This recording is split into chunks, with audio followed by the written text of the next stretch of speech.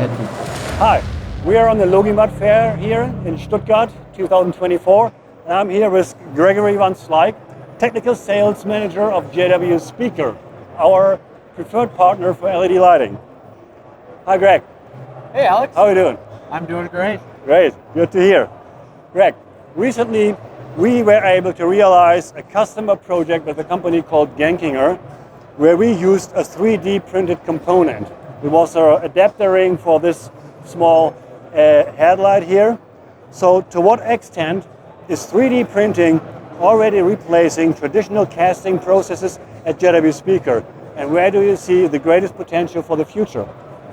Okay, so for example, the bracket we made for the 8415 was something that needed to be developed quickly and it didn't involve a lot of capital. So with smaller volumes, customizability, we're seeing a lot more of that with our 3D printing process, where before, if a customer didn't have the capital to invest in tooling or needed something quickly, we wouldn't be able to do it because of lead times. Okay, because with 3D printing, you don't need any tools anymore. You just need the printer, right? Yes. So essentially you need your engineering time, and then depending on the part, you do still need your testing time to ensure that the part's integrity is good and that it's going to meet the customer's needs.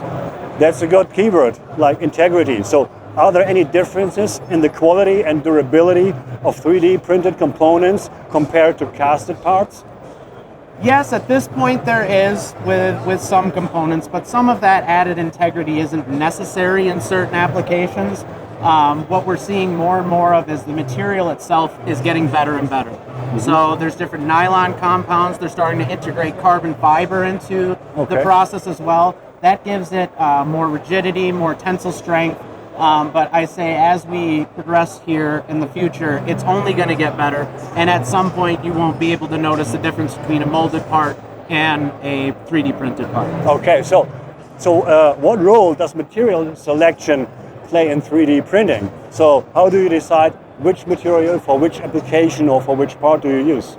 Well, there's several factors. I mean, it depends on what the component's going to be doing. Is it going to have impact? Is it in a harsh environment? Because there's different materials that are better in harsh environments where there may be salt, there may be water. Also, color can be a dependent too.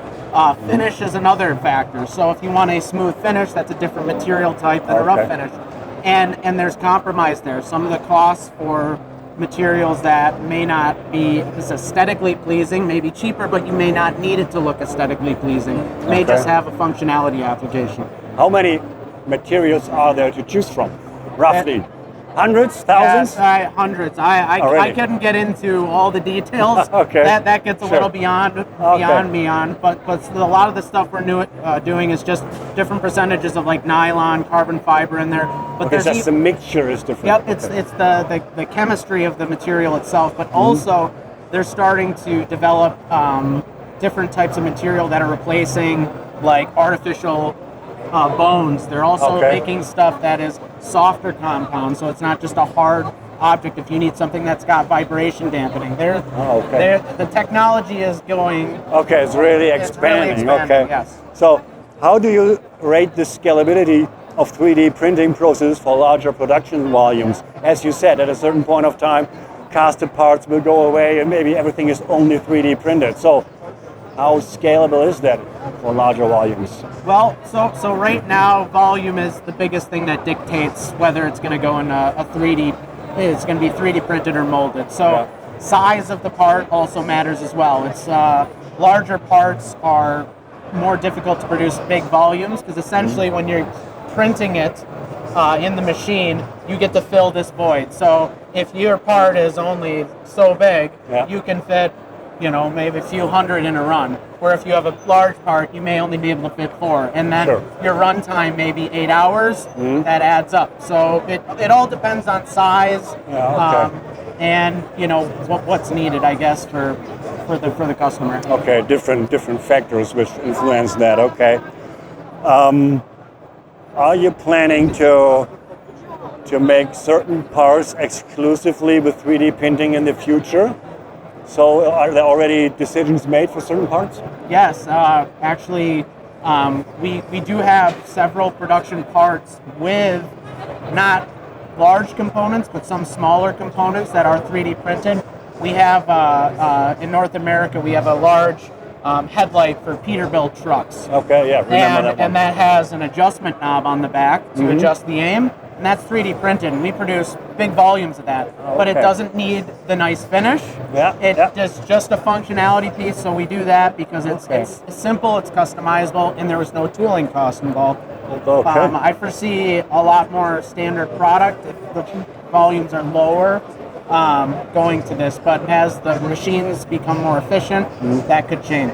Sure, okay. So can you describe, or is J.Führ Speaker already adapting their production process to implement 3D printing as an alternative method? I mean, you just said it, but how are the plans there? Are you still experimenting, or is it already ready for serial? Or I would say it's closer to its infancy at this point.